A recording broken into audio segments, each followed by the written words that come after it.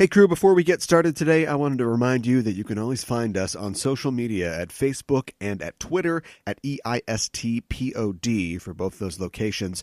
I had a great talk with Dave Galanter, who is a great guest, and we talked about a great show, a great episode of Voyager on this episode. At some point, I mentioned his book, Troublesome Minds, which, if you like Spock, is a great book, and I have a link in the show notes to check that book out on Amazon. Go pick that up.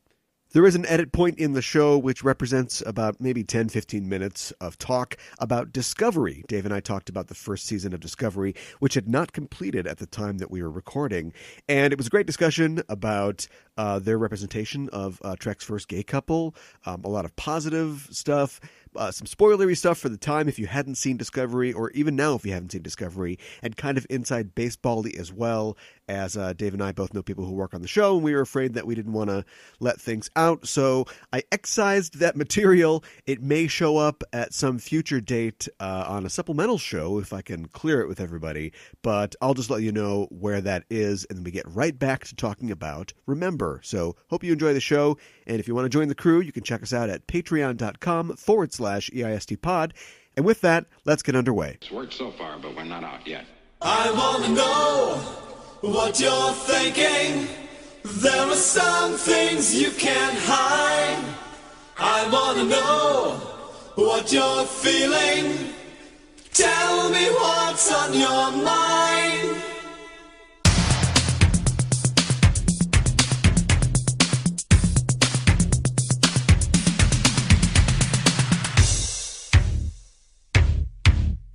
Pure energy. Pure energy.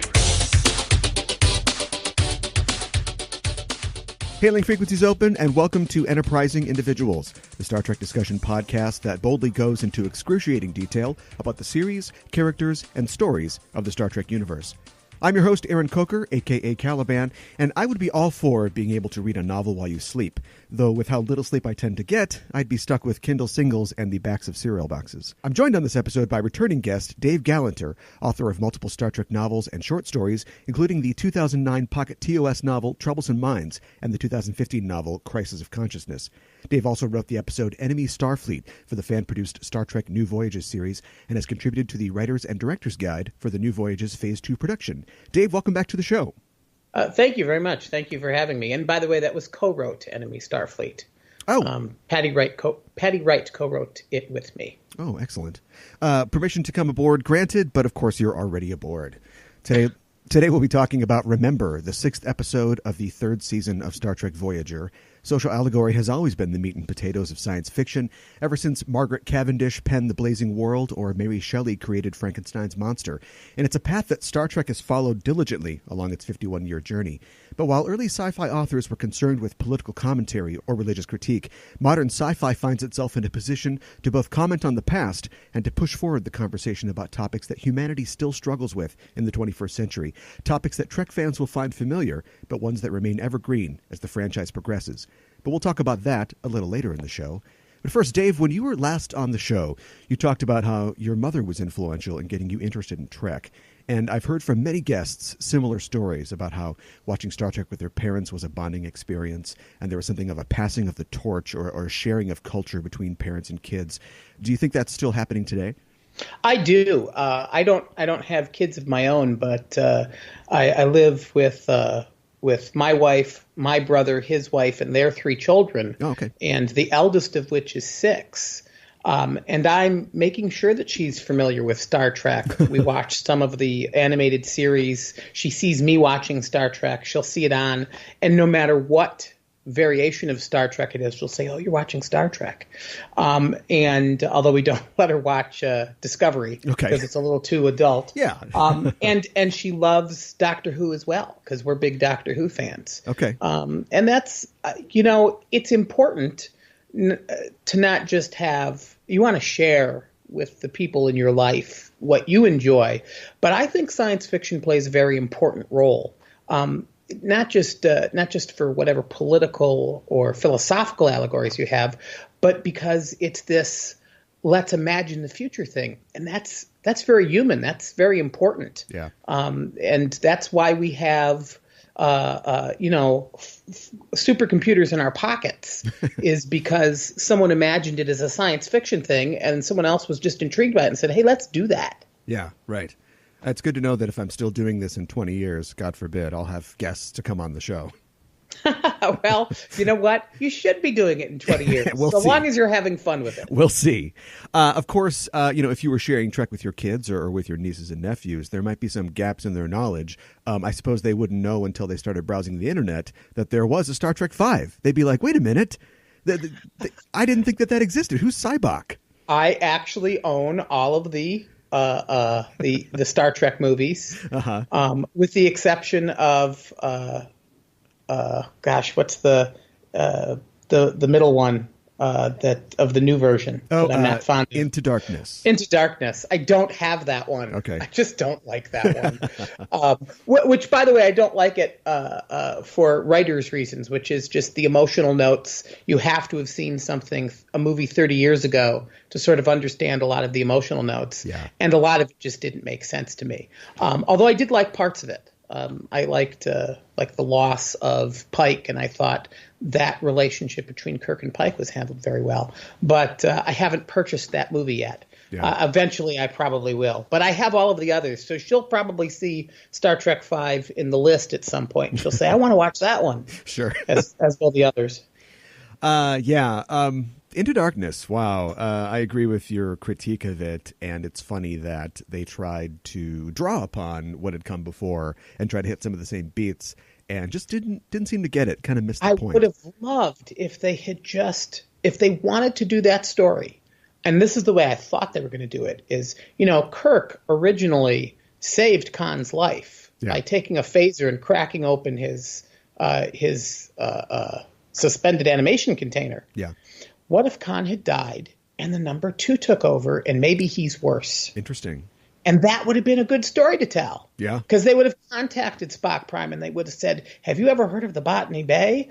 And do you know such and such?" And such and such was Khan's lieutenant. Where's Khan? We don't know any Khan. But this is so-and-so. Right. And that might have been, how much, it would have been a new story as opposed to a very weird take on an old story. Yeah. Because I don't know why you hide. Well, actually, in that movie, you kind of sympathize with Khan because the evil admiral was doing bad things to him and his people. Yeah. And I think it's an we'll talk a lot about social commentary today, but I think it's an evolution in the 21st century of the original ideas, because now we do sympathize in some ways with this character who, boy, is pretty much a terrorist, however you look at it, but is definitely fighting against an oppressive regime, which is something that you can kind of identify with now. Although if they put that second in command in charge, I don't know. He really gives it to Uhura. He just belts her real hard in right, Space Suit, if I remember correctly. He doesn't seem like a great guy.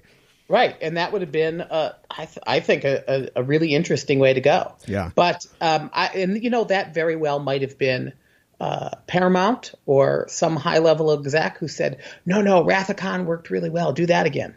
Because I had actually heard through the grapevine that script was much better at one point. Interesting. So it was a succession of rewrites that brought it down? Or, notes.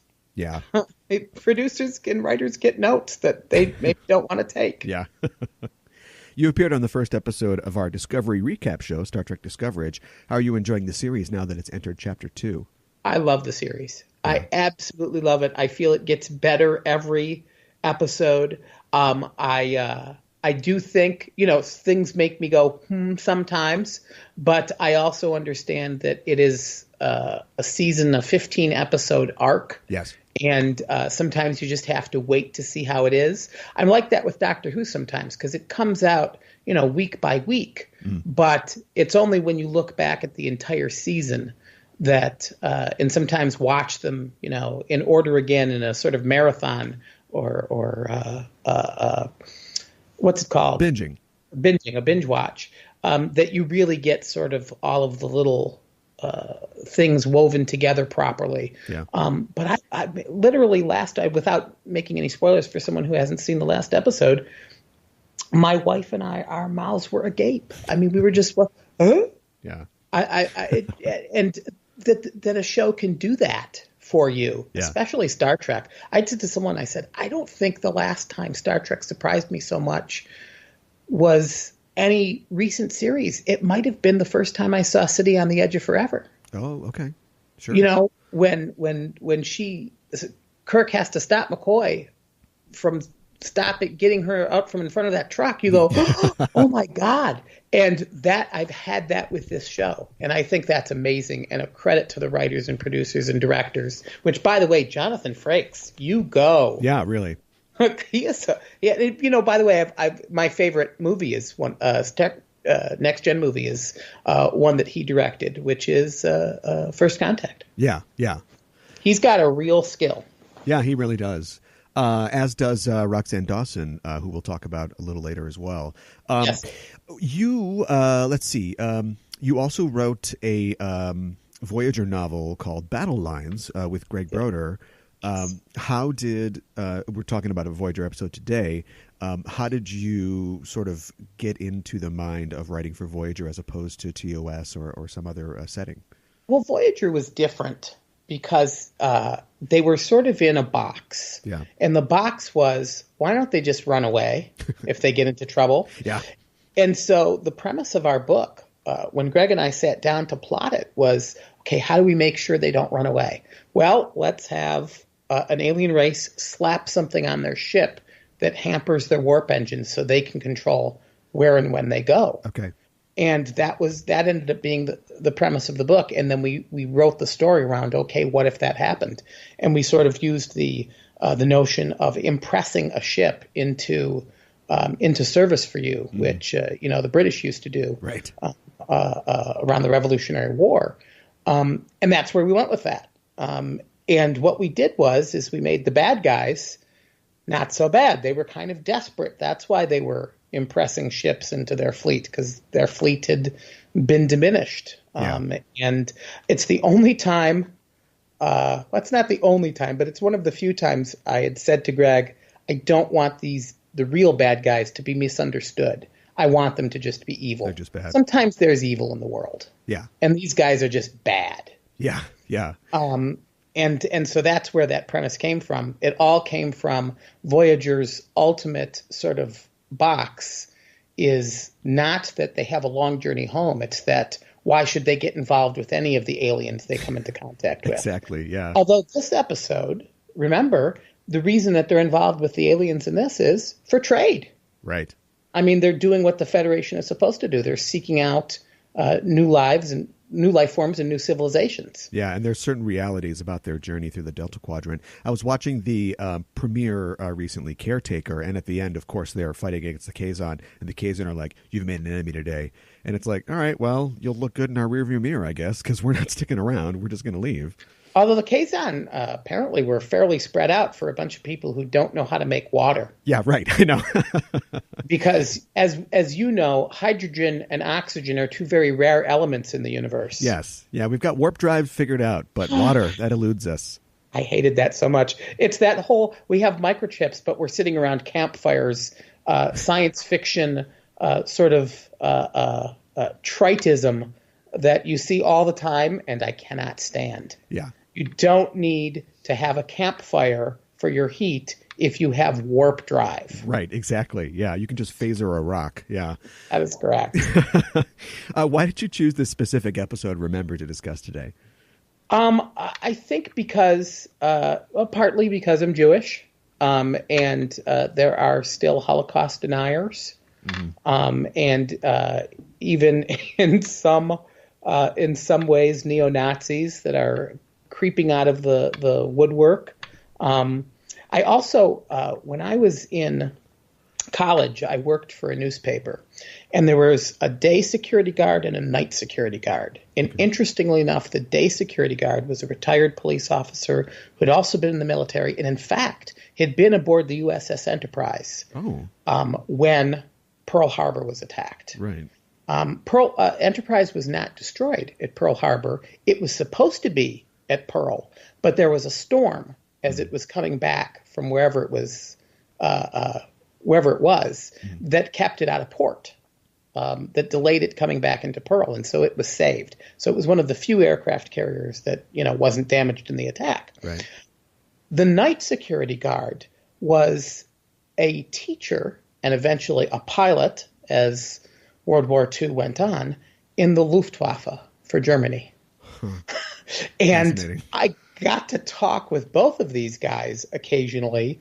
And what was interesting to me is, here's a German immigrant who had not been a Nazi, probably a member of the Nazi Party at some point, but he was just a military guy. Mm-hmm. He had been in the military previous to, the war and all of that, and just an instructor. And eventually, as the war dragged on, like I say, a pilot. And he didn't deny the Holocaust per se, but he said not as many people died as you think, and, there was more to it, and some of those things are exaggerated. Nicest guy, but totally oblivious to the reality of the situation. And whether he had talked himself into that to sort of live with himself, or truly just didn't want to, be part of something worse than he could comprehend. And that's a theme in this show, is you have these people who are, the plot of the show is basically Torres is getting memories from a telepath from a race of people that they visit of a Holocaust that occurred on the planet. And she just wants the information to get out there. Yeah. And all of the people on this planet, because they did actually kill out, God, what did they call them? They called them they didn't call them Jews, but regressives, yes. Basically Amish people, it seemed. People who didn't want to use technology, that they wanted to get rid of and did get rid of. And all of the people who were left were like, well, that would never happen here. We would never do something like that. And trust me, had the Nazis won the war and taken over the world, they would have written that out of their history and it never would have happened. Yeah. And, probably every society has been guilty of that to one degree or another at some point. Yeah. Harder now with electronic media to sort of remember things. Yeah. But, which, by the way, I have to say, the thought occurred to me, how do you keep something secret among a race of telepaths unless people are really self-deluding? Yeah. And so it seems like those people were really big into self-delusion, which, aren't we all to some degree? I think that's one of their powers as an alien race. Yeah, along with having, could be. Along with having bird nest heads. Yes, I did notice that. Or whatever's going on. They saved on makeup. Yeah, right. Although they seem to have little dots, sort of like Dax, but yeah. Which, by the way, I got to say, a lot of good world building in this episode. Yeah. Because, the people had some different hand gestures, and they had they did, I think, good on costumes and all of that and what things look like. Yeah. Although I got to say, it did remind me a lot of The Inner Light, the TNG episode where Picard has to sort of live somebody's life to tell the story of their lives. Right, yeah. And that's essentially what happened to B'Elanna. Yeah. By the way, great ending, I thought, where somebody was curious enough to share these memories that B'Elanna had now. Yeah. And that means, to me, that it's going to spread. Yeah, it seems like there's hope for the future. Yes, because how are you gonna keep it down now? Yeah, exactly. We will get into all of that in more detail in a second. I'm sorry, I jumped in. I want to remind listeners we're talking about the Voyager episode, Remember, the 6th episode of the 3rd season. It debuted on October 9th of 1996. The teleplay was by Lisa Klink. Lisa was a staff writer for Voyager and contributed 13 scripts for the show. She was also an executive story editor for the show's 4th season. And she got her start as an intern on DS9, where she wrote the episode Hippocratic Oath. And she was also a writer for the Borg Invasion 4D Star Trek experience in Las Vegas. The story of the episode is by Brannon Braga and Joe Menosky, two names that should need no introduction, beyond saying that Braga was an executive producer for Voyager, as well as a producer on TNG and DS9, and wrote for those shows. And Menosky was an executive story editor for Season 4 of TNG, and a co-executive and supervising producer for Voyager, and contributed scripts to TNG, DS9, and is also a writer for Discovery. The episode was directed by Veenrik Kolbe. It's another name that should need a little introduction. He directed 48 episodes spread among all 4 new Trek series. And he's also an immigrant himself. I've seen conflicting biographies. His biography on Wikipedia says that he's German-born, but his IMDb page says that he's from Amsterdam. But anyway, he's from that sort of lowland area. The star date for this episode is 50203.1. And your assignment, if you can, is to give us a 25-word synopsis of Remember. Oh, God, that's my assignment? That's right. Well, you could have told me that in advance. 25 words. I'd have to type it out to be sure, but I'll just give the best I can. Sounds good. An alien telepathic race is getting a ride home with Voyager, and one of their members who has memories of a Holocaust on their planet that is being covered up still today, transfers her memories to Torres to get it out there before she dies of what happened with her people. That's succinct and descriptive. It's perfect. Well, thank you. Here are some facts about this episode from the memory banks. You mentioned before the similarities between this and Inner Light. This episode also has a lot of similarities with the 5th season TNG episode Violations, where Picard and crew are transporting telepathic aliens whose abilities cause distress for the crew when they try to sleep.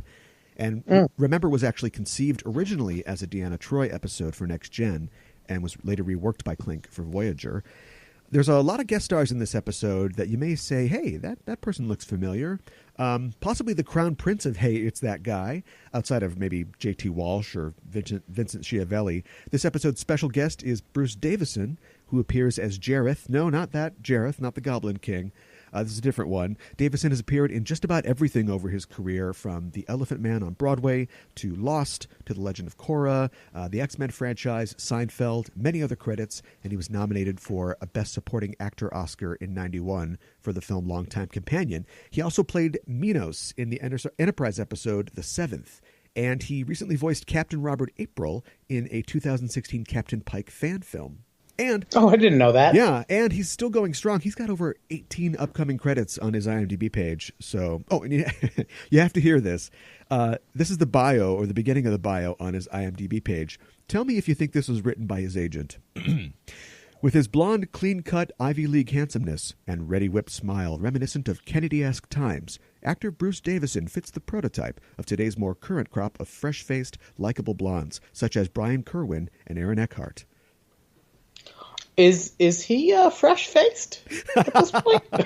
Yeah. I'm 48. I'm not sure I'm fresh-faced. Right. I think there's at least 35 years of difference between him and Aaron Eckhart, but hey, swing for the fences. That's what I say. Yeah, really. That might not even be an agent. That might be just a PR person. Yeah, sure. That too. Yeah. And hopefully not him himself. Yeah, although more often than not, I think you'll find that a lot of those summaries are authored by the actor in question. In my opinion, nobody does nice evil like Bruce. He often plays duplicitous characters, but because of his empathic quality, or maybe it's his ready whip smile, you can kind of see his point of view. He's almost like, he's kind of relatable. And that's perfectly insidious in this episode. Totally. It's put to great effect in this episode, especially the scene where he's giving Torres as Karina, or that character she's living in the dream. I think it's Karina, yeah. The final pitch about getting rid of the regressives, and he's just softly talking into her ear. It's a testament to Colby's directing and also the acting by Davidson, that yes, they could have shot that totally different. He could have been all over the place and yelling at her and berating her, but he's almost soothing, and he's saying things like he's seen Dathan with other girls, and did he tell you not to trust your family, because he's going to do that. It's the most on a scale of banality of evil. It's like most banal. That is, in fact, one of the things that jumped out at me is, like I say, being insidious. Yeah. Between that and saying how unclean these people are and how dangerous they are, it's the perfect sort of, okay, it's logic isn't working with her, so I'm going to go to emotion. Yeah, yeah. Because not that it's logical that these people are like this, but it's an attempt at an internally logical argument. Yeah. It's sort of like all regressives steal, and he's regressive, so he must be a thief. It's that sort of logic where the premise is wrong, but the argument is intact. Yeah, and he went right to emotions, right to hey, he says this to everybody. I've seen him with other girls. And by the way, how chilling at the very end where she's, pumping her fist up and saying yes. Yeah. And sort of shows one of the reasons I think why here it says this woman is dying. She's sort of having a deathbed confession that she was involved in this. Yeah. Really well done. Yeah. That actress, Eve Brenner, who appears as Jorah in this episode, has had a long career as well, spanning 6 decades. Her first television role was on The Adventures of Superman, believe it or not, in 1953. And in a twist that I'm sure is probably a coincidence of production, but it sure seems to underline the similarities that Remember has with Violations, she played the role of Ulian Enad in Violations on TNG, that alien race that also had similar powers. I did not recognize her. And it seems like that doesn't seem like a reference. That just seems like, the Paramount office has actors they like who are reliable, just bring them on. But it's sort of funny how that worked out. I also think it's interesting, by the way, that within the context of, and what did it have to be? You can't know the lifespan of these people, but maybe 50, 60 years since this happened. Within the context of they've put this behind them, and maybe many of them don't remember it or know anything about it, especially the young people. They were ethical. Now, they had gotten rid of their regressives that had been swept under the rug, and the leader of them really seemed sort of upset when he had accidentally sort of connected with Janeway to teach her music. Yeah. Which, by the way, I got to mention in this episode, there's a weird commercial break where B'Elanna is, as Karenna is playing music, and then it's a commercial break, and then we come back and she's playing music again on her bed. It's really odd. Huh. Okay. I was watching it the other day and I'm thinking, well, that's a strange, I guess the point is, hey, look, now she's back in the memories. Right. But it was it has to be where they decided to cut for time. Yeah, they couldn't find the usual excuse to some startling revelation and then push in on the actor staring off into the distance. Right. They had to just go to playing the bop it instead. Charles Eston appears in this episode as Dathan. Eston's probably most recognizable for his many appearances on both the US and UK versions of Whose Line Is It Anyway?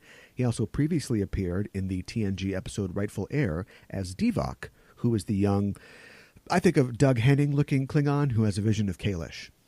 Is that him on Whose Line Is It Anywhere? Yeah. Oh, my God. You see him in the dark half the time. Yes, that's true. Yes. And so I don't think I recognized him. Yeah. This episode's clearly meant as an allegory for the Holocaust and really any program of forced relocation and extermination, which, let's face it, was happening in a big way in the 90s with the Rwandan genocide and ethnic cleansing happening in places like the Balkans.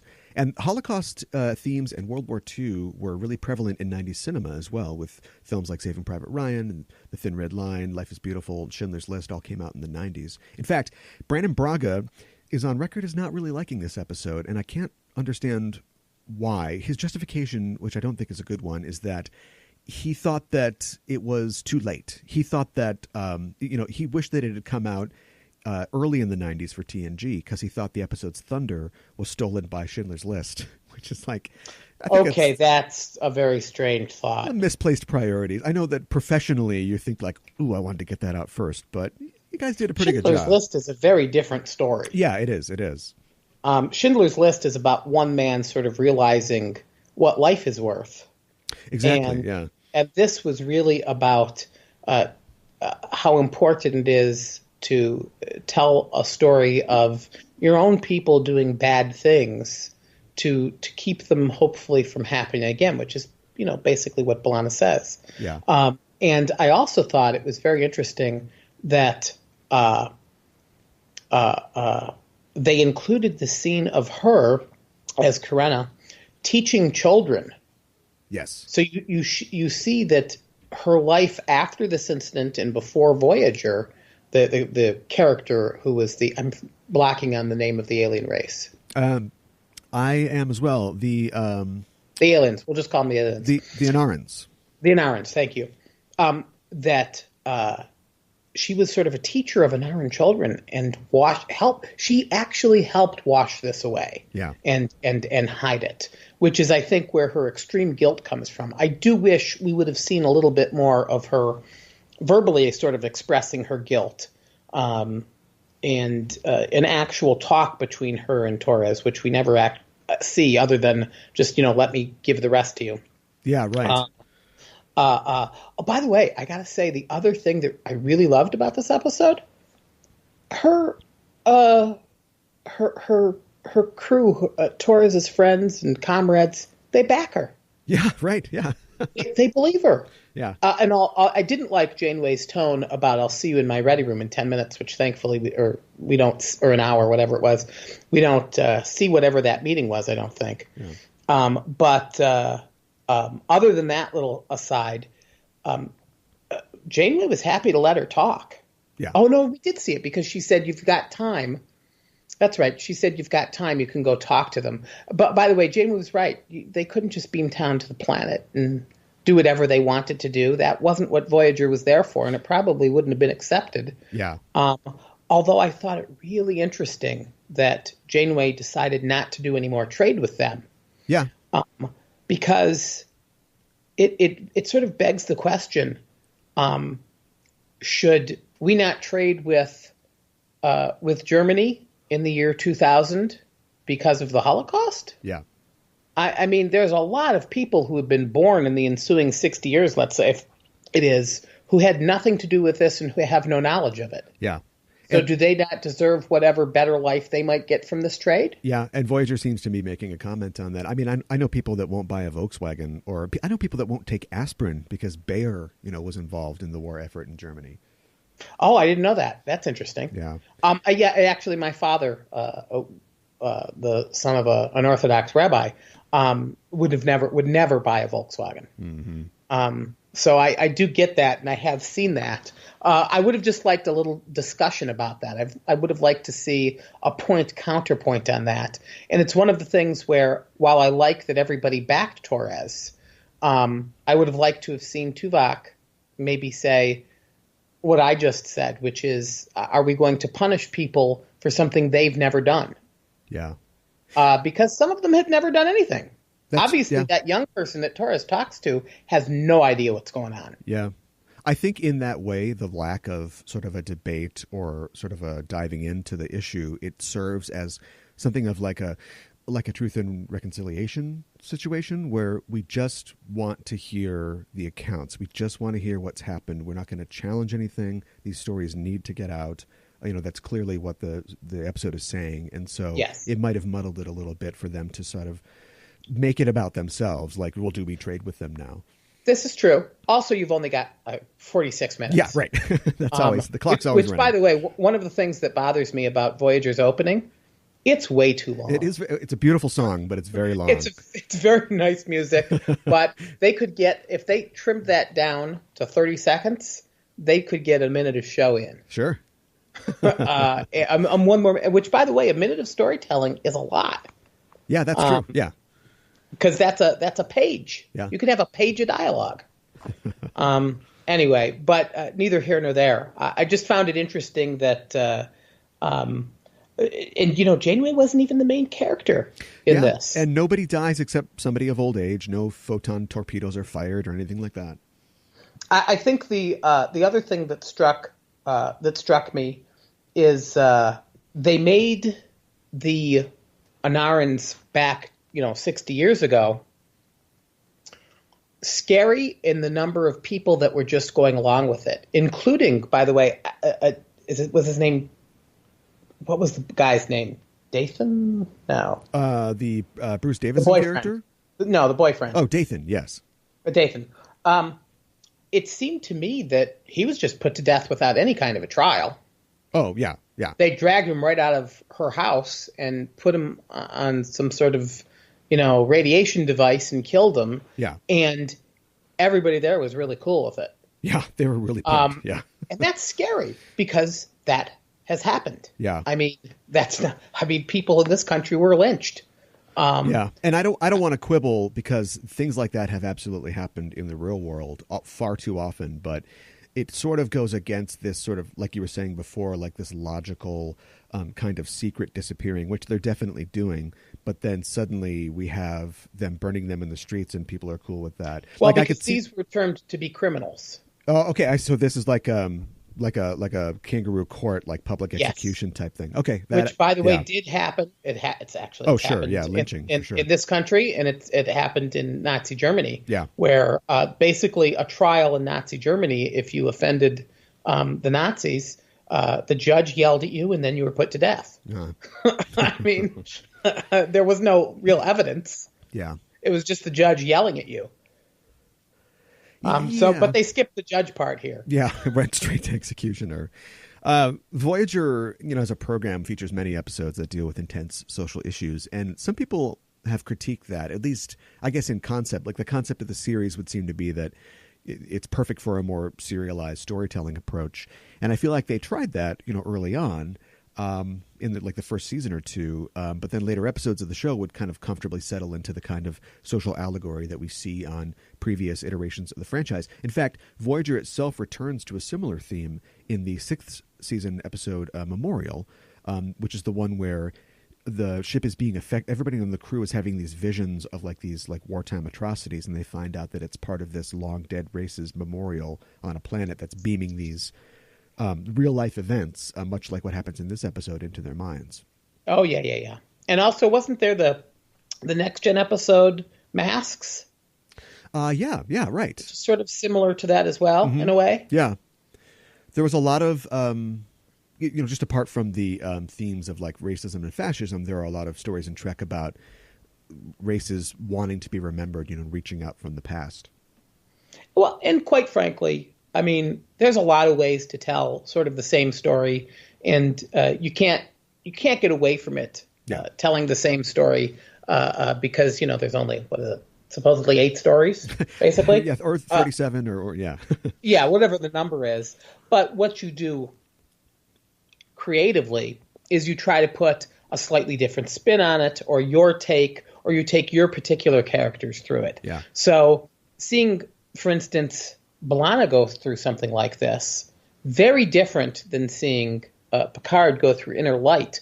Although, I got to say, one of the things that made Inner Light just a touch better to me was that Picard learned something, I felt, from it. Yeah. Because you got the feeling that Picard regretted not having a family.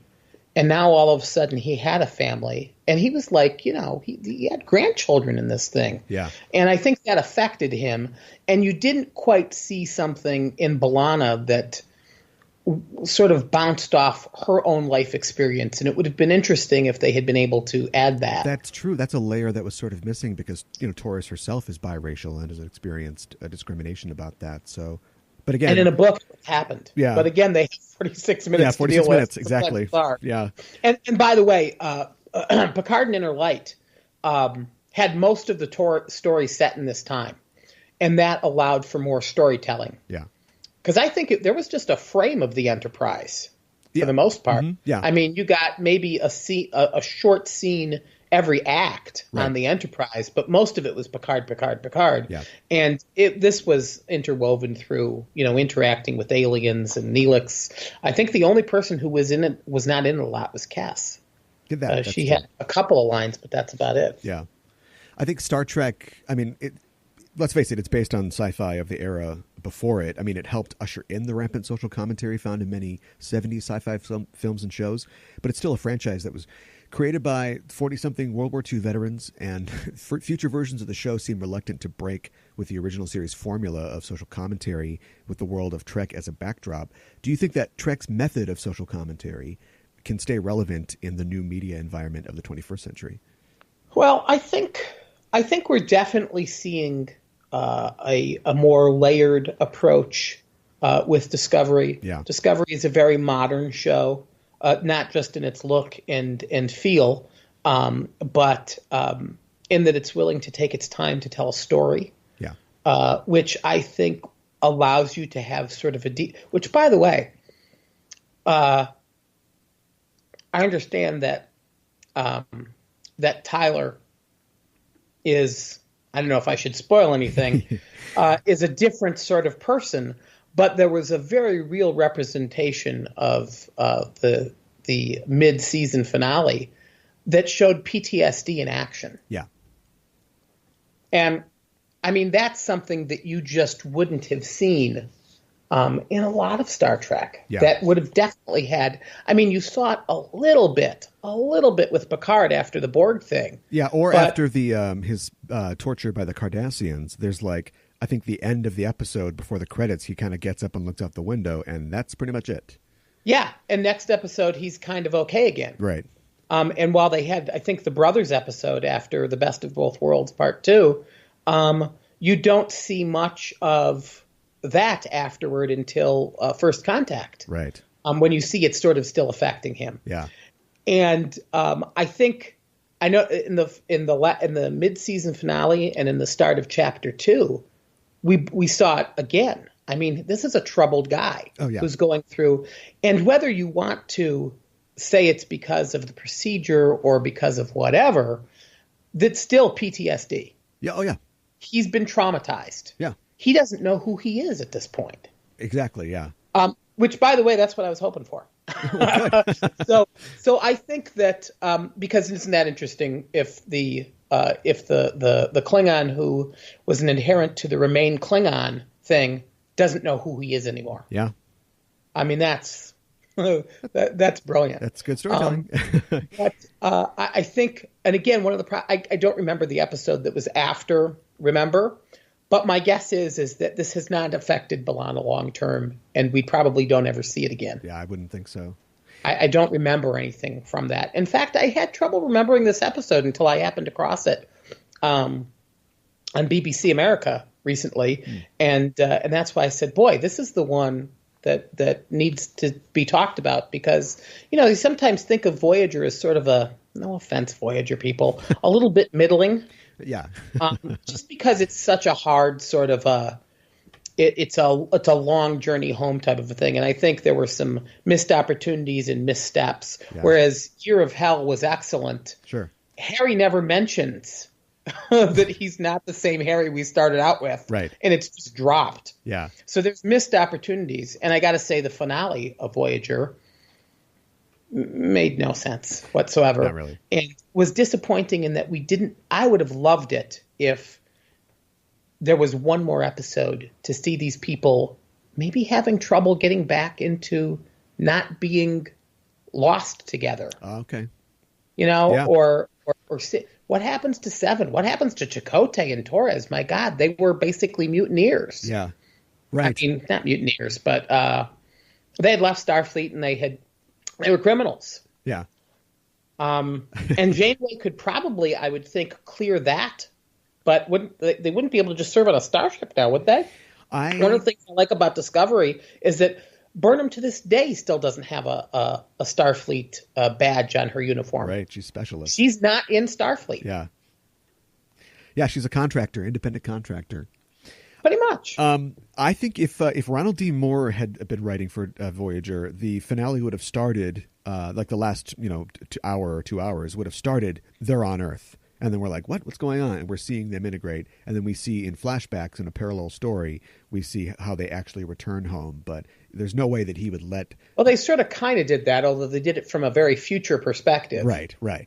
And by the way, I thought all of that with Tuvok, and here's Janeway trying to save Tuvok's life and Seven's life, essentially. Yeah. That was all good. It's just the paradox part of it that doesn't work. No sense, yeah. And where's the time police? Yeah, no They kidding. were going to blow up Voyager just for the heck of it because they might have might have accidentally caused something in when the Doctor first gets his mobile emitter. Right. And they're nowhere to be seen here when Janeway decides to basically change the last, 17 years of history or whatever. I know. And where are the FBI guys from the Trials and Tribulations episode? At least they should show up. Right. My gosh, those people are sloppy. Voyager, the ratings were not great in its later seasons. If it wasn't a venerated franchise and a flagship show on a new network, do you think that it would have been renewed to 7 seasons? That's a good question. I don't. certainly they didn't with Enterprise. Yeah. And part of me really disliked parts of Enterprise, and part of me sort of liked parts of Enterprise. I actually thought that I understood the Star Trek fatigue at the time, the formula sort of fatigue. Yeah. I didn't like that, and this happened with both Janeway and Archer sometimes, is sometimes they would take a position that was so whack, I didn't get it. And it would annoy me. The Dear Doctor episode of Enterprise, if someone wants to look that up, Yeah. just pissed the hell out of me because I felt that Archer was basically being immoral, which is not to say that there hadn't been times when all of the shows have not done something like that. But yeah, it might have not lasted quite as long. I don't remember what the ratings were, but I think it also suffered from, like I say, it got to be the same thing sort of over and over again. They retread their steps a lot. Yeah. And I think they even had a couple of episodes with like holograms that were like the Doctor had sort of gotten sentient, and TNG had done that a couple of times, and you're retreading sort of the same space over and over again. Yeah. And it got a little, I don't want to say I watched it because I had to, because nothing is making me. And it's very difficult to not watch Star Trek. At least one, like even Into Darkness I went and saw. Right.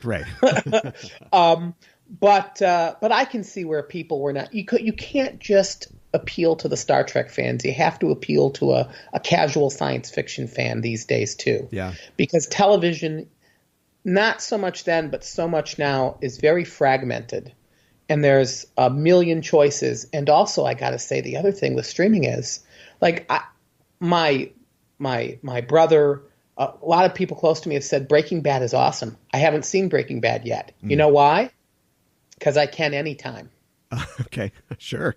And that's actually a problem, I think, for modern TV. Yeah. I don't think Voyager would survive as it was written today, although it's a little unfair, 17, 18 years out, to put that on them. Yeah.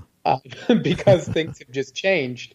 But yeah, I think without it being propped up, I think DS9 was excellent and different, although in the first couple of seasons a little bit dry.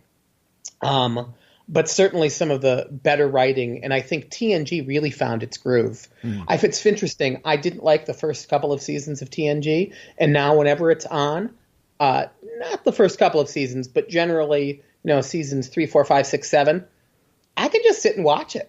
Yeah. Like I can with the original series. Yeah. Because you've gotten to know these people. Yeah. I never felt I knew Janeway that well. Yeah. I was just in watching this episode, I sort of started to realize or come up with a theory that she's kind of like the female Kirk, just without his 60s He-Man sort of attributes. And I have a confession to make. Sure. I didn't know Janeway that well when I wrote the book. Okay. And so I basically wrote Kirk, but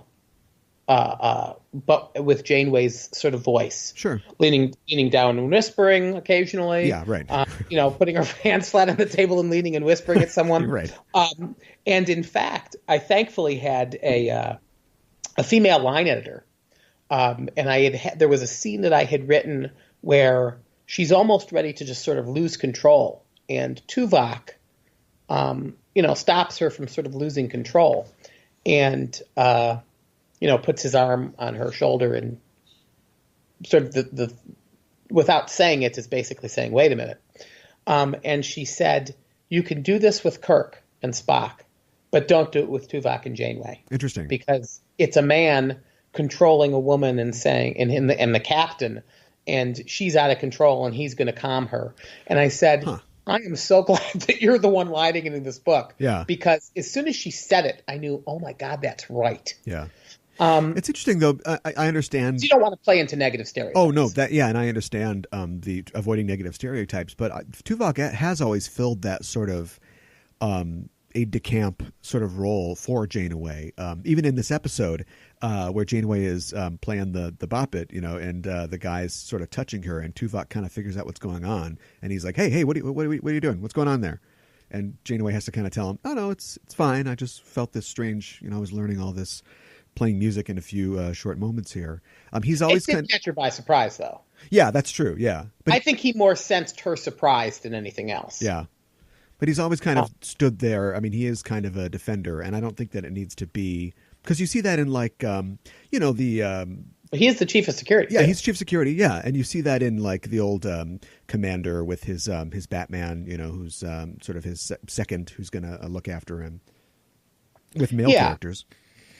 Yes, and again, sometimes something works like it was Carol Greenberger who was the line editor at that point, and she said it totally works for male characters, but this doesn't work. At least for me. And it's not like she said, now change it. but she pointed it out to me, and she said, you might want to change this. And I was like, oh, yeah. Because you really don't. It would be, for instance, if I don't want to get into any spoilers, but if all of a sudden the gay couple on Discovery played into some weird and incorrect gay stereotypes, it would be such a disappointment. Yeah. Because really the beauty of them on Discovery is that it's just a couple. That's true. There's nothing odd about it. Yeah. And that, by the way, is what you really want to project. I mean, it's like until they had Abraham Lincoln on the original Enterprise, nobody mentioned that Uhura was black. Yeah. And it was only mentioned in the context of what his era was. Right. Yes. And I don't think anybody mentioned that Sisko was black up until he had sort of I guess you still don't know if Benny was real and Sisko wasn't. Yeah. But until there was that sort of, which by the way, that whole contrivance is totally a writer being a writer. Oh yeah. Oh yeah, absolutely. Writers love to play with the idea of what if my story, isn't real and I'm not real and that sort of thing. And so, but it was the beauty of Star Trek has always been, we show that this is normal by not mentioning it. Hey, it's your captain again. This is that edit point I was talking about. Nothing to see here. Keep moving it along. Just talking about Star Trek Discovery. But on the subject of Star Trek Discovery, we've got a Star Trek Discovery Season 1 recap show coming up extremely soon in the next week or two, featuring some former guests of the show, talking about the first season of Star Trek Discovery, the highs, the lows, and where we think it's going from here. So if you love Discovery, tune in for that. Stay subscribed to our show feed in iTunes or wherever you get our show, and that'll be out extremely soon. And now back to the episode. It's nice to look back and find some Voyager episodes that still resonate, that were really good, which, by the way, excellent performance by Roxanne Dawson. Yeah. She was awesome in this. Oh, yeah. Just as awesome as I don't want to say modern actors, because I don't know if she still acts, but she's certainly still modern. I think she's pretty much exclusively a director and producer now. Is that right? Yeah. That's the way to go. Well, sure. Especially if you're an actor and you can do it. Yeah. Because you also know what, sort of what actors needs. In fact, I think that's something that Wilson Cruz had said of Jonathan Frakes. Or maybe Jonathan Frakes said it in this article where he said he's a recovering actor, so he knows what to give actors to make their job easier. Yeah. I like to call himself a recovering actor. Yeah. And Wilson is fantastic in this. Yeah. And I don't want to say I got choked up because you never know where it's going. I think my wife got choked up when she saw it. And she's nodding at me. She's over there quietly playing some game on her phone.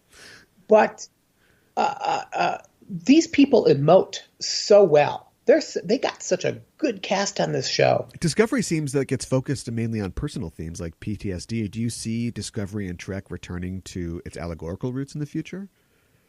I think there is something allegorical going on, to be honest with you, sort of about our current political and philosophical struggles, but I think it is more layered, a little more esoteric, and it's going to complete itself, like I say, over a season as opposed to through an episode. Okay. And I'm waiting to see exactly where they go with that.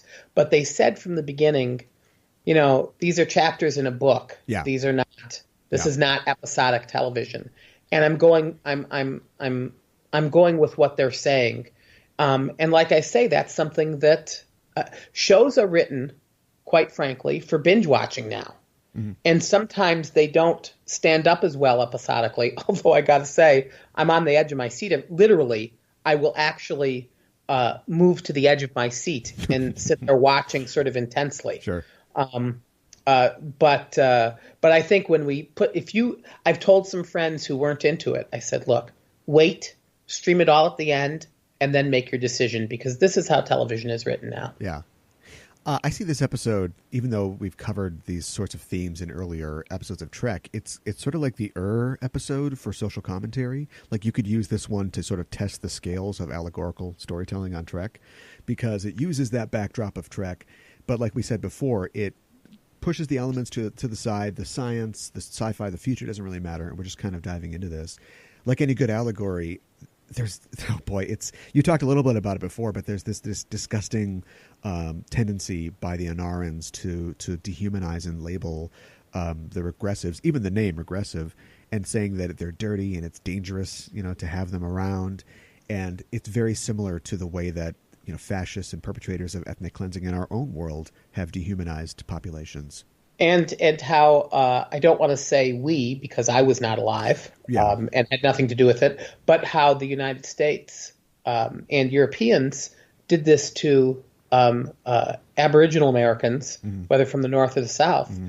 They just treated them like crap. They enslaved them. They pushed them off their land, Wounded Knee, things like that, the Trail of Tears, and all of that. And basically they said, they're savages, they don't believe as you do, they're dirty, etc. Yeah, it's in the name of progress. In the name of progress, in the name of our culture. And I think that's why they gave us the extra scene of Karenna teaching the children. Yes. And they killed themselves, by the way. Yeah, this is a door. It's our memorial to ethnic cleansing. Yes. Oh, wasn't that creepy? Yeah, it's chilling. Although, again, tell me, I watch also Man in the High Castle. Oh, yeah. And there's nothing creepier than for me, especially of Jewish descent, to realize, wow, the Jews are pretty much gone. Mm-hmm. I mean, and in fact, the Holocaust wiped off half the Jewish population at least. Mm-hmm. And in fact, I don't think it got back up to the population that it was in the 30s until I think the 1990s. Wow. And it's sort of this chilling reminder that this man's inhumanity to man. I mean, it's out there. And by the way, as a person who I don't want to say I enjoy World War II stuff, but I do. My father grew up in that time. He wasn't old enough to have been in the service, but he followed World War II sort of religiously. Yeah. And so with him, I've watched all the documentaries and all of that. And there's nothing more chilling to someone who's a student of that history to see modern people in English saying "Hail Victory." Mm-hmm. And watching videos of that, raising their people in suits and ties, raising their arms and saying "Hail Victory," which is what Sieg Heil means. Yeah. Don't tell me it can't happen again. Yeah. I just don't buy it. Yeah. And it's not going to be the Jews they come from. It'll be someone else. Yeah. But that doesn't matter. Yeah. And I think a really important element in the story is that, Jorah dies before the end of it. And in our world, most of the people who have experienced the Holocaust firsthand are dead. So it's more important than ever that we remember what really happened. There are fewer and fewer people around. Thankfully, like I say, we do have electric media, and we do have records of these people. Not to say that others can't deny it. But this, by the way, was the important thing of the episode. This is why she was working so hard to give these memories to Torres so that maybe Torres could pass this on. Yeah. And it did. I'd love to revisit this planet in the future at some point, although I'm not sure how you link it in with a Star Trek story. Yeah. But it would be fascinating to see what happens to their culture when they realize that they were monsters once. Yeah. I have a few sort of quibbles about the episode. I think the suggestion that the Inarans, or at least the majority of the Inarans, are germaphobes feels a little wedged in to me. Like, I think it's enough to claim that the undesirables are dirty, or that they're going to get sick. And there is no justification for ethnic cleansing, but it seems like the writers wanted to fill it out just a little bit. So they made the regular or the mainstream Inarans very conscious about germs, and they've got the little sanitizing balls or whatever. Like they had some stronger argument, at least from their point of view. I didn't think that was really necessary. Well, perhaps it plays into how something that's innocuous can be used in an argument. You see people today saying, well, you want to be safe in your homes, don't you? Oh, yeah. Or And foreigners are taking our jobs. Right, exactly. Yeah. Which just so isn't the truth. But I think it was sort of trying to give a nod to that. Perhaps they could have done better there. Yeah. I totally see what you mean. But I think they were trying to go for something. It probably just didn't all work out. Yeah. And certainly spreading disease, they'll start a plague, blah, blah, blah. That's a lot different than washing your hands. Yeah. Nobody starts a plague by not washing their hands. Right. Yeah. And as far as the sanitizing balls go, it's a little weird. Neelix may have had it backwards. If those balls are on a string, the cleaning and sanitizing should come after you touch them for sure. That's a good point. Neelix, by the way, he's so crazy. I mean, he's really going all out to make these people feel comfortable. Yeah, he sets up a whole party. And removes the tables and chairs so that, there's a crew on this ship. Yeah, they need to eat somewhere. He makes it into the Enchantment Under the Sea dance. Yes, it was very strange, but I guess that's Neelix. Yeah, and I like that the crew is wearing civilian or kind of dressy clothes. I like it when we see them out of uniform. And Janeway's got her Hillary Clinton debate suit on, which looks really good. Actually, I thought it looked like what you wear to like a dojo. It looked like like she was in the Matrix or something. Yeah. But she put her hair down. I thought that was nice. Yeah, it looked nice. I so didn't like bun Janeway. I much preferred better haircut Janeway, I guess is what I can call it. Sure. I don't know what that is. I didn't really like ponytail Janeway though. That was okay. Transitional. That's but right. I appreciated when she literally and figuratively let her hair down. Yeah. I like the fact that you mentioned before that the crew picks up on this really fast, and I think that that's a great story element, and it's also a great thing for the audience because we've seen this a bunch of times, so we don't want to watch our characters stumble around for 2 acts trying to figure it out. If you're having strange dreams on Voyager, you go to the doctor, and then we figure out, yeah, it's telepathy. That's what it is, and then it becomes not how do we cure it, but like what are you going to do because of it. Also, even though Janeway didn't like the way Torres did it, she appreciated what Torres believed, and she believed it too. Yeah. She believed her. She had things, she had stuff in motion to make sure stuff was okay. Yeah. She actually said, you get 2 days of rest. We're looking into this. We got it now. Yeah. She supported her, and Harry supported her by saying, hey, you could at least listen. Let's hear her out. Yeah. That was all excellent stuff. God, so often every show, makes the mistake of, what's wrong with Joe? He should not be like this, even though it's your best friend. Trust me, if my best friend came to me and said, this stuff is happening, even if it sound outlandish, I would say, okay, you're not given to this sort of thing. Right. Let's find out what's going on. Yeah. You wouldn't say Joe's nuts and he's lost his mind. Right. Yeah. Lock him up. Yeah. Yeah. So I quite appreciated that they were smart about it. Yeah. It actually was, for the most part, a smartly written script. I also like the way that Torres is like, don't cure my brain problem. I'm not finished with my stories yet. Yes, that was actually interesting.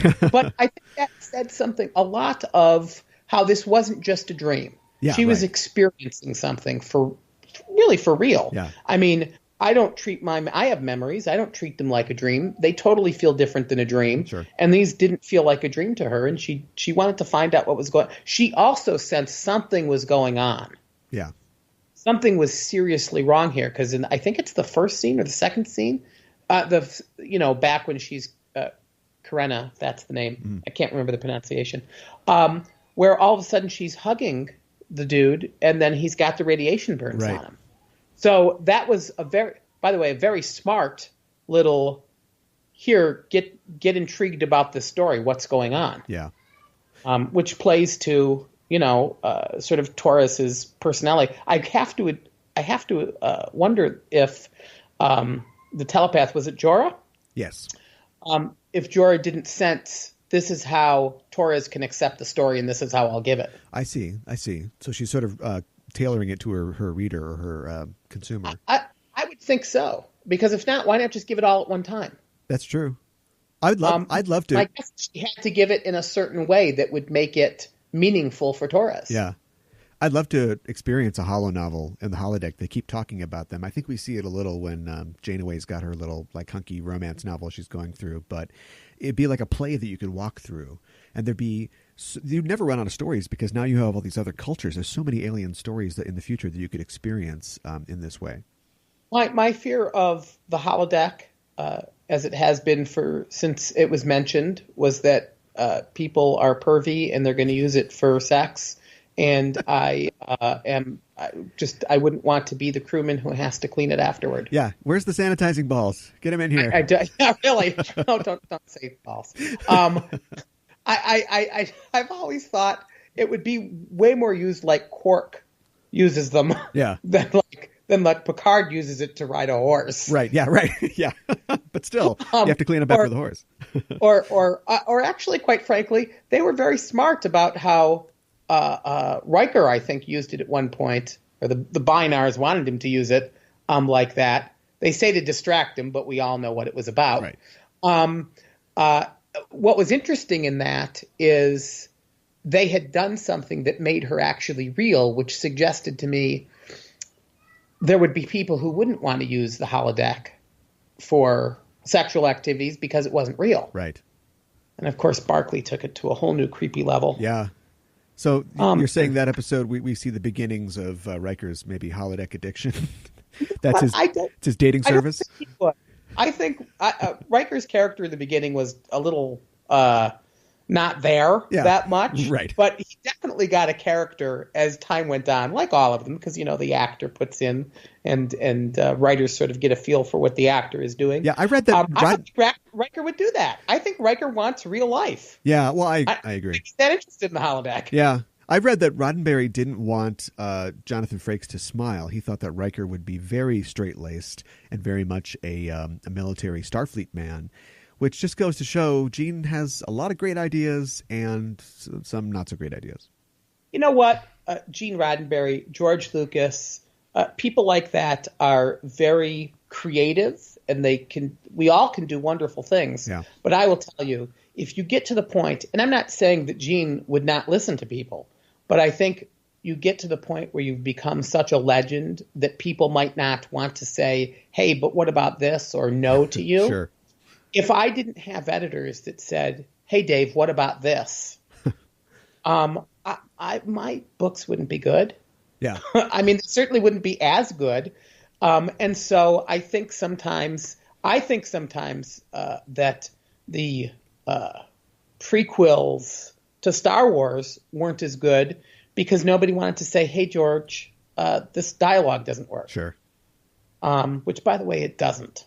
No. I like George Lucas as a director, but I don't feel his dialogue is good. Yeah, I agree. That's the wrong show, though. Here's to you getting big enough that your books are bad, because nobody will tell you no. Oh, God. I dread the day, and thankfully that's why I have and they can't do this probably in television because of the how long it takes to churn out a script and how quick you have to have it. Yeah. I have beta readers who I know are willing to not just be yes men and who will tell me if something doesn't work. Huh. That's great. My brother's actually very good at that. Oh, that's great. Sex in Star Trek always seemed to be sort of at arm's length, in my opinion. The 21st century is supposed to be a very sex-positive place, which is great. But is it really a good idea to talk to your XO about your sexy dreams? Well, you know what? I noticed that. I did notice that. And I got to say, I kind of liked it. Yeah. Because here are two people who were not in Starfleet together. They were in the Maquis together. Right. And they're friends. Yeah. And you know what?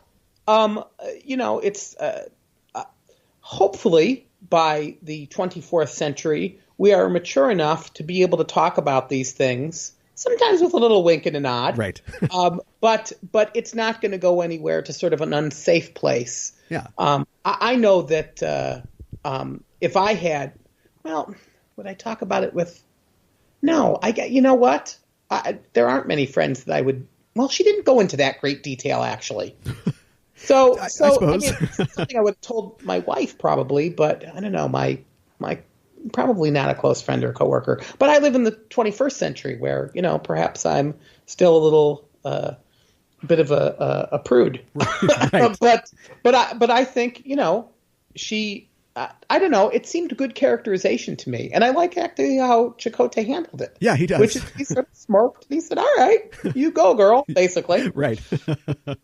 This episode also continues the legend of Harry having some pretty good game. Yes, that's true. And you know what? Harry came off pretty well. Although I got to tell you, if I had directed this episode in the very beginning, when Torres sort of excuses herself out of dinner so that Harry and the young Anaran can be alone, Torres said something. Her line was something like, no, really, I can't go. Because they didn't give her any pushback. Yeah. She sounded almost bitter about it. I would have said, no, be more amused. Right. Because I think she was probably more amused at it. I mean, it was her suggestion not to go. Yeah. But yeah, Harry's one of my disappointments of Voyager. Interesting. Because I don't think that they necessarily explored him as much as they should. Yeah. He came off, honestly, not even interesting in the future with future Harry. Yeah. In the last two episodes, he was still kind of boring. Yeah. The Doctor had more characterization. Yeah. This is our chance to kind of fix Wesley Crusher, and we just kind of put on the back burner. We never really got around to it. Wesley was more interesting. Oh, no. You know what? Looking back, although I was just a couple of years older than Wesley when the show first started. I think I was 18 and not 15. Or 17. When did it start? 87? 87. All right, so I was 17. I think that looking back, not the first season Wesley, but what they started to do with him toward the end. I just recently saw the one where I think he's about to go off to Starfleet Academy. It was a very good episode with trying to get through the water and everything. Yeah. He sort of grew. I mean, he became a better character. They just didn't utilize him enough after that first couple. And by the way, Will Wheaton's a good actor. They had one of the best actors, Stand By Me and all of these movies, sure. And they just didn't put him to use. Sad. It's unfortunate. Yeah. But, I think... He's the Emperor in Discovery. Oh, boy. Oh, no. I can't even contemplate. Fans would lose their minds. As we wrap up here, did you have any parting shots, any last things you wanted to say about the episode? This sounds horrible. I was surprised I enjoyed it so much. Again, it's one that I first got on BBC America. And I will just have, it's I don't care what Star Trek series it is. It's kind of nice just to have it on while you're doing other things. Yeah. And I actually sat and watched this, and I hadn't seen it probably since it was originally out. Because if I'm writing, I've been writing a lot of last couple of books for original series, so that's what I was watching. Right. And I haven't written a Voyager book in 17, 18 years, whatever it was. Yeah. And I found myself, wow, this is really good. I'm engaged. I'm enjoying this, which doesn't mean to me that it was perfect, but it really caught my attention. And I feel sort of bad that I think sometimes we overlook that there were good Voyager episodes. Yeah. Last time you were on the show, you told us that your favorite captain was James T. Kirk, and you said it was because he was flawed. He was the most screwed up, I think you put it. What do you think he would do in this situation? What would Kirk do? What would Kirk do in this particular episode? Yes. He would have gone down to the planet and forced the leaders to face their to face their demons. However, I got to say, it would have been written different. It wouldn't have been the same story. Oh yeah. He would have lived it. Spock would have pulled him out of it. Yeah. And then he would have gone and found a way to make everybody on the planet live it. Oh boy. Because that's what he did with the Apple. Yeah. He destroyed their civilization. Yep. With Landru, he destroyed their civilization. He was big into destroying civilizations from their status quo to get. I mean, Amini 7 could have been in ruins if it were James T. Kirk. So he would have gambled that he could have saved them by tearing them down and making themselves rebuild their whole world. Yeah, that would have been and their worldview. That would have been a totally different episode. And by the way, it might have been a really good episode. There would have been a great Kirk speech in it. Oh yeah. I mean, I can, Hey, write it up. you know what? It's not a bad idea necessarily. I should be getting a commission here. I feel like I'm always pushing you towards a new thing. I'll give you a sign. You were assigned to food services when you came aboard. How are things in food services? You have to get a ton of calls for those algae puffs for parties. Oh my God, algae puffs. I got to say that Neelix, if we're going to point to a Wesley Crusher, if Wesley Crusher in the first season was annoying, Neelix was annoying. Yeah, I could see that. Which is not to say he's a bad character. I have annoying people that I deal with all the time. Yeah. I might be one of them for someone else. So there are annoying people in our lives. He's just a little too cheerful for me. I think I would treat him like Tuvok generally treated him. Yeah, and again, I just watched the premiere recently. He does have an edge because he's all cheerful and stuff, and then as soon as they get to the planet, he's trying to save Kes, and he's pulling all these tricks, and he's pulling guns on people, and you see that he's got a more sort of passionate side. But they dropped that soon after. Oh, yeah. It's like a TNG opener. Riker was supposed to have a problem with Data. Yeah. And they dropped it after 3.7 seconds. Yeah.